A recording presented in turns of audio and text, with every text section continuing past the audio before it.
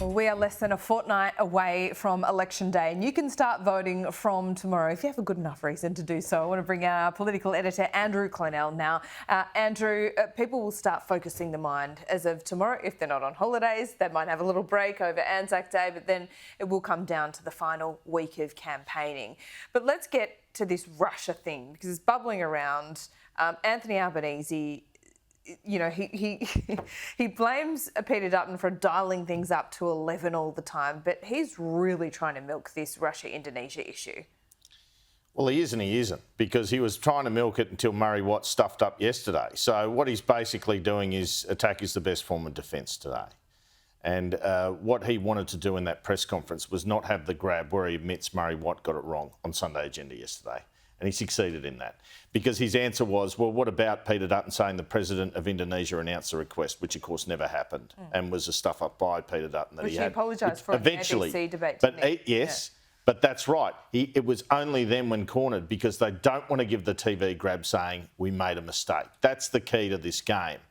But you can see Murray Watt here. Murray Watt has done a couple of interviews, or an interview in a press conference this morning. He's not repeating this line that there was no proposal, and that's significant. Have a listen.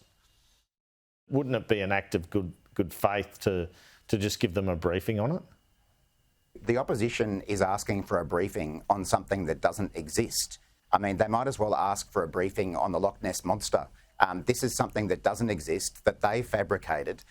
Peter Dutton ran his mouth off and started verballing and accusing the Indonesian President. Are you saying there wasn't a request? There is no proposal from Russia to have a base anywhere in Indonesia, in the way that Peter Dutton and his colleagues have been claiming over the last couple of weeks.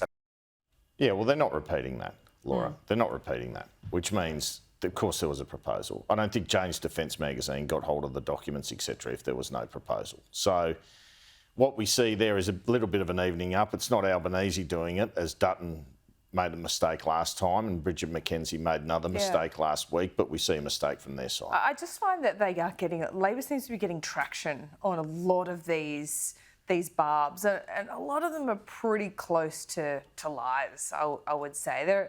They're far from the truth. And look, I'm not, you know, this is how the game works. This happens at every election campaign, but Labor seems to be getting away with a lot. Or is it the coalition's just not countering it? What's going on there? I think it's worse in a campaign. Yeah. And I think it's the job of journalists to call it out. Mm-hmm. And I'm not sure that's happening enough. And you'll see here a couple of clashes I have with Murray Watt. One is on the Medicare urgent care clinics. I mean, Labor's got an ad saying they're going to close them all, the coalition, or they're not going to open any of them. That's not true. And that was in the papers at the weekend. And then the other thing I'm going to play you here is their $600 billion figure about nuclear power, which is a Smart Energy Council, which is government subsidised body, which has previously had Simon Holmes à Court as a board member.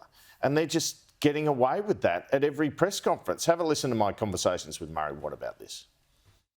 The independent science agency of this country, the CSIRO, as well as the Australian energy market operator that runs the energy grid, have both said that the cheapest way for Australia to meet its power needs in the future is through renewables. We haven't engaged some consultant to give us the advice that we were seeking. This is the independent agencies. What's $600 billion based on? So that's come from the Smart Energy Council, who are experts in this field and have calculated the total cost at $600 billion. It hasn't come from the CSIRO. It hasn't come from an official body. It's come from a lobby group. Let me ask about these ads saying the coalition will shut all urgent care clinics if they're elected. That's a lie, isn't it? That's not true. Absolutely not. Absolutely not. If you go back to look at what Peter Dutton had to say about our Medicare urgent care clinics, he said that he'd keep a couple of them. And the point is, Andrew, he has to find the money somewhere. He has to find the money to pay for his $600 billion in nuclear reactors. He's got no choice but to cut Medicare and to cut these urgent care clinics, to cut the incentives to GPs. So he's not saying, okay, hang on. He's not saying he's going to do that, but you're saying he's going to do that. Absolutely. That is not really true. But Murray Watt, that is not truth in advertising, is it? It's just not. But Andrew, how else can he pay for his $600 billion in nuclear reactors? Maybe he's going to cut schools as well. Maybe he's going to cut the NDIS.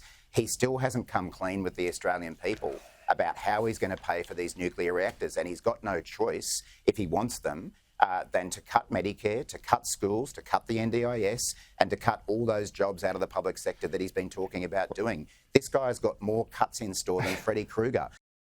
Maybe he's going to set up a SpaceX in Australia. Anyway, look, Bridget McKenzie had her own moment yesterday because I kind of gave her an opportunity. How much does the nuclear program cost? And she couldn't even say. And Anthony Albanese was just out there saying, where are the shadow ministers? I haven't seen a lot of them during this campaign. Maybe this is why. Have a listen. How much does it cost and how are you going to pay for it? We know that our plan is $263 billion cheaper than Labor's all renewables approach, which means 44% cheaper.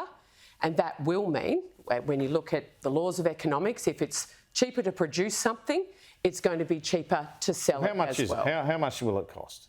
How much is construction? Well, we've had it modelled by Frontier Economics, which the Labor Party also uses, and it has come out 44% cheaper than the Labor Party's all renewable response. Is it 600 billion? Is it 120 billion? How many billion is it? Well, it's $263 billion cheaper than Labor's. See, this is probably the problem, isn't it? You can't tell me here and our viewers how much it's actually going to cost to build these nuclear power plants. At this election, it is a choice between the Labor Party's all renewable plan for energy provision and ours, which is not just nuclear, it is renewables plus getting more gas into the system in the short to medium term.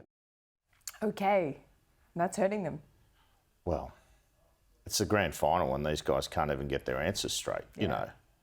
But Anthony Albanese is doing a masterful job of not answering questions at those press conferences. Masterful, absolutely masterful. And filibustering. And this is the tactic, right?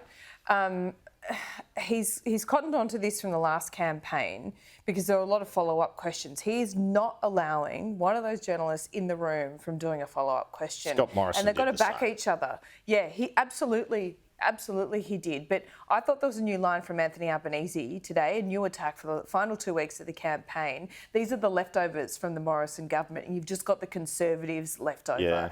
That is going to hurt them as well. We haven't spoken about this a lot, Andrew, but among women, I think the Conservatives and the Liberals have a real problem in this campaign. Well, I famously had an interesting discussion with Peter Dutton about the Liberal Party needing to do more for women. And I think it's going to be proven on polling day that the fact that they haven't even had a proper attempt at it will cost them. Yeah. I mean, I don't think on policy that their policies are any worse or better for women. I think the coalition has, that question about modern women, what's Peter Dutton offering for modern women, that question should also be, put to Anthony Albanese in many ways. I put it to Jason Clare and he started talking about work from home. I thought a pretty good answer on his feet because, yes, that does speak to many women, absolutely. But, I mean, is housing not the domain of women? Like the coalition brought in the women's budget. Policies. I'm not sure whether, it's just they had some health policies which were targeted towards women. Absolutely, but that's that occurred about a week after I told Peter Dutton the coalition needed to come up with some policies. That's bipartisan though, isn't it? Yeah, but Labor came up with them. Yeah.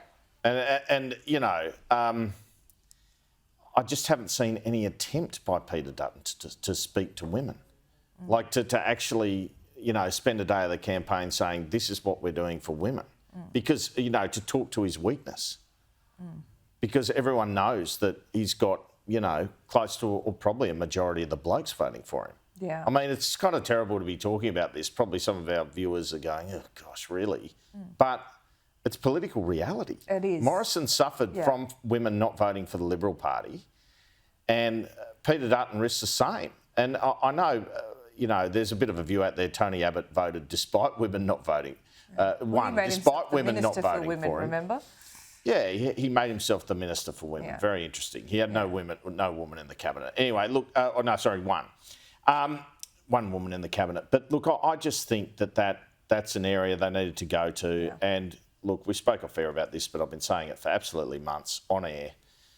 He needed to get the policy out early and sell it, so that people knew what he stood for, knew he had a different vision for Australia.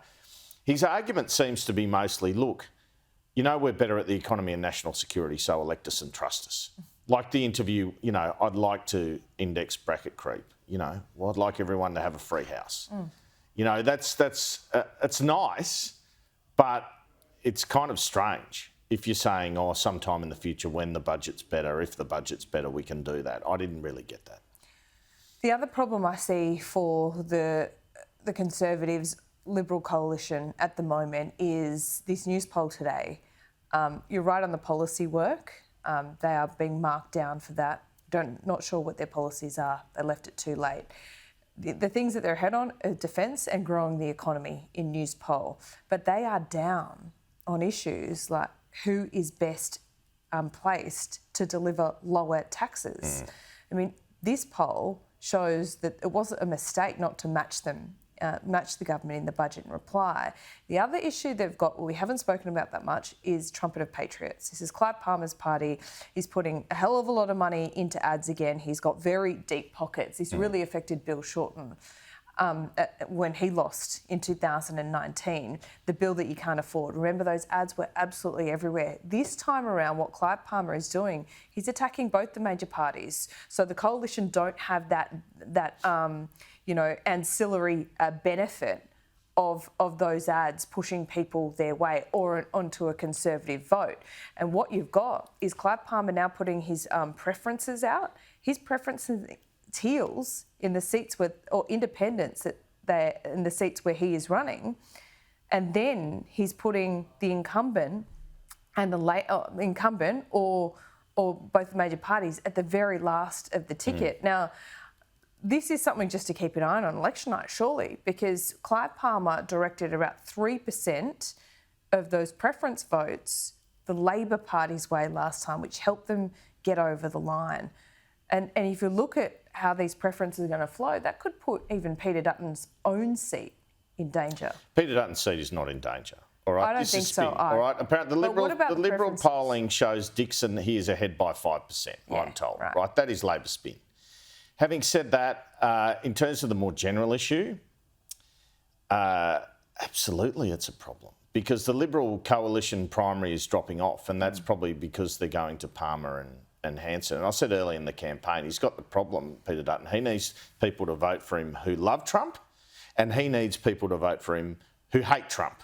So how the heck do you get that balance right? You know, I mean, you kind of do it by doing an interview with me and saying, I'll pick a fight with Donald Trump. And then at the end of the interview, you say, oh, well, Donald Trump's standing up for his country. So that shows how the issue that you've got.